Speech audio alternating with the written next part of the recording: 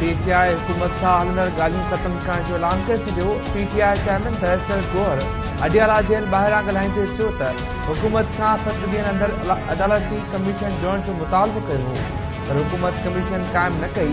बानी पीटीआई अॼु जेल में हुकूमत सां ॻाल्हियूं ख़त्म करण जो ऐलान कयो। असांजी पार्टी हुई त ॻाल्हियूं अॻिते वधनि, पर हुकूमत मुस्बत मोट न ॾिनी। हुकूमत सुप्रीम कोर्ट या हाई कोर्ट जे 3 सीनियर जजिस ते ॿधल कमीशन जोड़ी।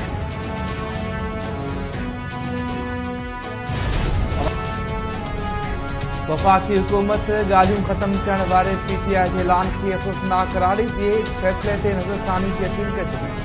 हुकूमती कमेटी जे तर्जुमान सेनेटर इरफान चयो आहे त बैरिस्टर गोहर तरफ़ां ॻाल्हियूं ख़त्म करण जो ऐलान अफ़सोसनाक आहे। ॻाल्हियुनि जी ख़्वाहिश बि पीटीआई वारनि पाण ज़ाहिर कई। असां कॾहिं चयो आहे त जुडिशियल कमीशन नथी ठही सघे। इस्लामाबाद में प्रेस कॉन्फ्रेंस कंदे इरफान सिद्दीकी चयो त पीटीआई वारा असांजो जवाबु ॿुधी पोइ फ़ैसिलो कनि हा। पीटीआई ॻाल्हियुनि खां इनकार वारे फ़ैसिले ते नज़रसानी करे असां ॻाल्हियुनि खे अॻिते वधाइण जा ख़्वाहिशमंद आहियूं। ॻाल्हियुनि वारे कमेटी ख़त्म न थींदी, अञा बि सलाह मशवरा जारी रहंदा।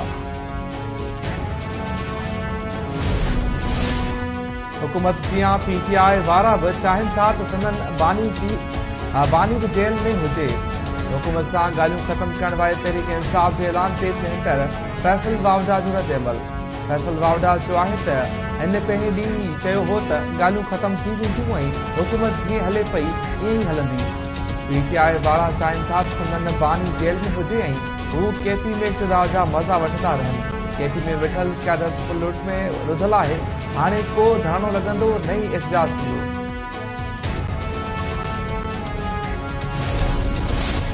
क़ौमी असेंबली पीका एक्ट तरमीमी बिल साल 2025 मंज़ूर करे वरितो।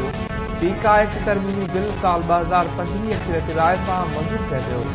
बिल जी मंज़ूरीअ दौरान मुख़ालिफ़ बिल जो एहतियात एजेंडा जूं कापियूं फाड़े छॾियूं। सहाफ़ी बि प्रेस गैलरी मां वॉकआउट करे विया।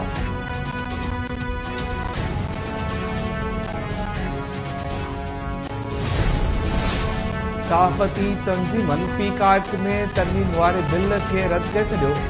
मुल्की एहतजाज जो ऐलान। सहाफ़ती तंज़ीमनि जे ज्वाइंट एक्शन कमेटी चयो आहे त पीका एक्ट में तरमीम जो मसूदो शेयर न कयो वियो।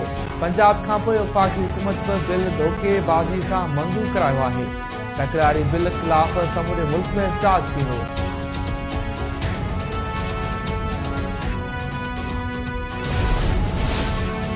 वज़ीर आज़म शहबाज़ शरीफ़ जो अमरीकी सदर डोनाल्ड ट्रंप खे ख़त उहिदो संभालण ते खेसि मुबारकूं ॾिनियूं। डोनाल्ड ट्रंप 3 ॾींहं अॻु अमरीका जे सदर जो हलफ़ खंयो हो।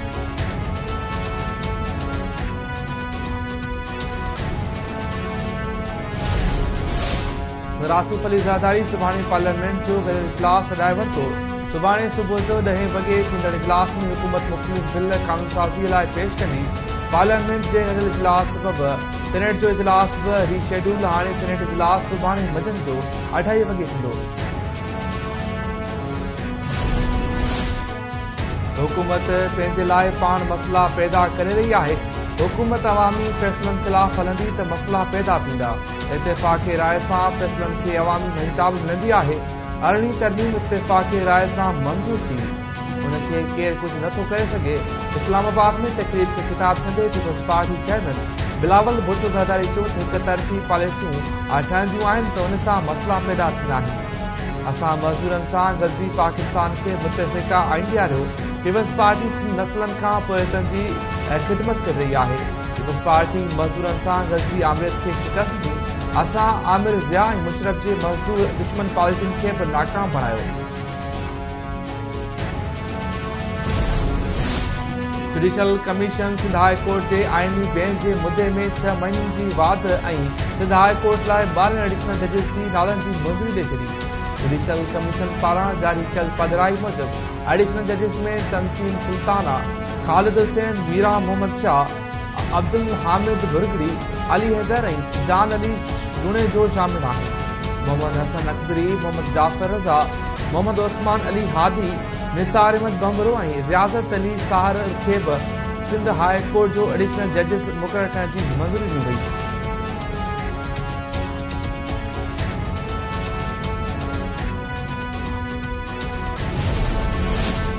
बलूचिस्तान के ज़ूटवार इलाके में सरहद पार का मुदाखिल की कोशिश नाकाम। सिक्योरिटी फोर्सेस के ऑपरेशन में 6 खारजी मारिजी विया।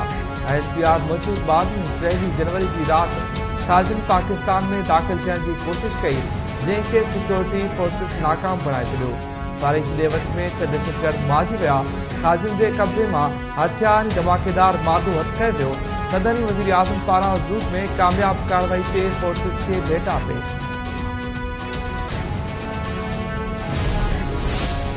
वफाकी हुकूमत सिविल सर्विसेज के ग्रेड 21 मां 22 की तरक्की लाइ कायम थियल हाई पावर्ड सिलेक्शन बोर्ड में 2 सियासतदान के शामिल कर छॾियो।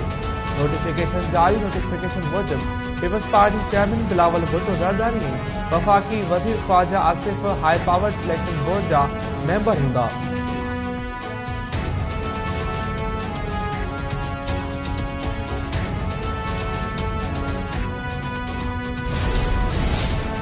वरी वज़ीर मुराद अली शाह सिंध में यूनिवर्सिटीज़ की तबाही जो ज़िम्मेवार हायर एजुकेशन कमीशन के करार ॾेई छॾियो।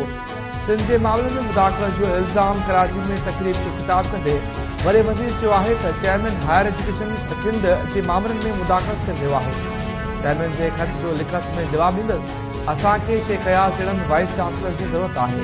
असां कुछ साल अॻु यूनिवर्सिटीज़ के एक्ट में तरमीम कई हुई। अॼुकल्ह सरकारी यूनिवर्सिटीज़ वारो एक्ट वॾो इशू बणियल आहे। हुकूमत पंहिंजो कमु करे रही आहे ऐं जेको जारी रहंदो। ऑटोमेशन जे करे केतिरियूं नौकरियूं ख़तम थी चुकियूं आहिनि।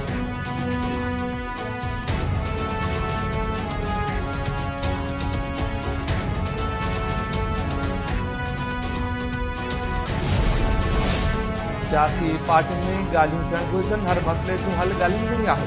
PTI वारनि खे नओं में समेत हर वारदात जो हिसाब ॾियणो पवंदो। हींअर सूबाई वज़ीर शहजीद राम मेमण चयो आहे त पाण खे मक़बूल तरीन लीडर सॾाईंदड़नि खे सज़ा अचण ते हिकु माण्हू बि न निकितो। 9 मई जा वाक़िया रिथाबंदीअ ते कया विया। इदारनि ख़िलाफ़ बग़ावत कई वई। सिंध जे वॾे वज़ीर सैयद मुराद अली शाह जी तब्दीली बाबति ख़बरूं बेबुनियाद आहिनि। हू पढ़ियल लिखियल वॾो वज़ीर आहे।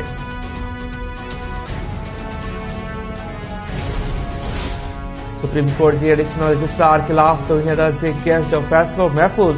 सुप्रीम कोर्ट अटॉर्नी जनरल जा दलील ॿुधण बाद फैसलो महफूज़ करे वरितो। जस्टिस मंसूर अली शाह रिमार्क ना त असां चाहियूं था त मामलो हल तरफ़ वञे। असां मामले जो हिकु भेरो हल कढणु चाहियूं था। अदालती मुआवन एहसन भून केस वापस वठण बाबति कमेटी के फैसले की हिमायत करे छॾी। संदसि चवणु हो त जजिस कमेटी केस वापस वठी सघे थी। उन ठीक फैसलो कयो। वज़ीर आज़म शहबाज शरीफ सां पाकिस्तान ब्रॉडकास्टर्स एसोसिएशन के वफ़द की इस्लामाबाद में मुलाकात। वज़ीर आज़म शहबाज शरीफ चयो त हुकूमत मीडिया में गॾियल एतमाद जो नातो आहे। हुकूमती पॉलिसियुनि ते मीडिया की तनक़ीद सुठी गवर्नेंस लाइ ज़रूरी आहे। मीडिया की तामीरी तनक़ीद जो हुकूमत आदर भाव करे थी। मुल्क में इज़ाज की आज़ादी की मुकम्मल आज़ादी आहे। दोस्त ऐं बिरादर मुल्कनि जा इंतहाई शुक्रगुज़ार आहियूं। उन्हनि जी सहकार सां पाकिस्तान डिफॉल्ट खां मुआशी तरक्की तरफ़ आयो।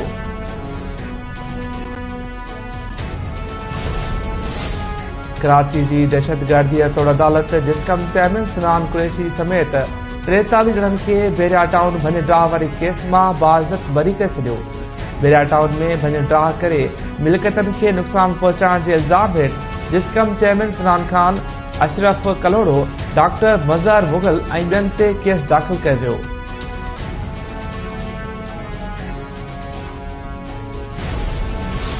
सिंधु दरिया मां केनाल कढण खिलाफ़ सखर में एहतजाजी मुज़ाहिरो ऐं धरणो। SUP सदर ज़ैन शाह ऐं ॿियनि जे एहतजाज में शिरकत। ज़ैन शाह जो चवणु आहे त सिंधु दरिया मां 6 केनाल कढण वारो मंसूबो रद्द थियण ताईं जदोजहद जारी रहंदी।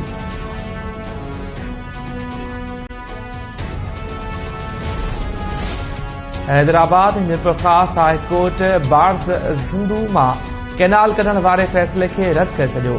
जदोजहद जो ऐलान लायस एंटी केनाल सेक्शन कमेटी जे मेज़बानी हेठि 13 ज़िलनि जे बार अॻवाननि जो इजलास। लायर्स एक्शन कमेटी के चेयरमैन एडवोकेट मीर मुंगरियो ऐं ॿियनि जो चवणु हो त ईंदड़ हफ़्ते अदालती कार्रवाइनि जो बाइकाट करे एहतजाजी मुज़ाहिरा कया वेंदा। आलमी सतह ते कॉन्फ्रेंस कोठाए दरियाहनि जी पुछड़ियुनि में रहंदड़ माण्हुनि जी हक़नि जी क़ानूनी बाबति आगाही ॾिनी वेंदी। ग्रीन इनिशिएटिव जे नाले ते सिंधुअ मां केनाल कढण वारे फ़ैसिले खे रद्द कयूं था। सिंधु मां केनाल कढण वारे फ़ैसिले खिलाफ़ भरपूर तहरीक हलाई वेंदी। हैदराबाद में 4 बंद पुराने तकरार तां हिक ॼणे खे क़त्ल करे छॾियो। जामशोरो रोड ते हथियारबंदनि फायरिंग करे मोटरसाइकिल सवार सलेमान पठान खे क़त्ल कयो। लाश अस्पताल मुंतकिल। पुलिस जो चवणु आहे त वाक़ियो पुरानी तकरार जो नतीजो आहे। उबाड़ो जे कचे में बि हथियारबंदनि जी फायरिंग में हिकु ॼणो क़त्ल। अवंती बेलो में हथियारबंद फायरिंग करे ॻोठाणे लुकमान गुरगीज खे क़त्ल करे छॾियो। मक़तूल जे पुत्र तनवीर जो चवणु आहे त शर बिरादरी जे माण्हुनि भत्तो न ॾियण तां पीउ खे क़त्ल कयो आहे। कातिल गिरफ़्तार कया वञनि। मलीर जिला के गुलशन हदीद में गुज़िरियल रात एक घर में 1 करोड़ मालियत जी लगल धाड़े जो केस स्टील टाउन थाने ते दाखिल। ट्रांसपोर्टर मखदूम मोहम्मद जान के घर में 95 लख रोक रकम ऐं 5 तोला सोन के धाड़े जो केस दाखिल कर वियो।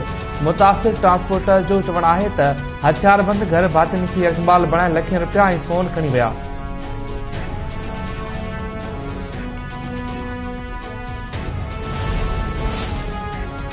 सऊदी वली अहद ऐं अमरीकी सदर डोनाल्ड ट्रंप विच में टेलीफोनिक राब्तो। सऊदी अरब ईंदड़ 4 सालनि दौरान अमरीका में $600 अरब जी सीड़पकारी की ख्वाहिश ज़ाहिर करे छॾी। मीडिया रिपोर्ट्स मूजिब सऊदी वली अहद डोनाल्ड ट्रंप के उहिदो संभालण ते मुबारकूं ॾिनियूं। सीड़पकारी वापारी लाॻापनि खे वधीक थी ॾियण ते इत्तेफ़ाक़ विच ओभर जी सूरतहाल ते बि ॻाल्हियूं थियूं।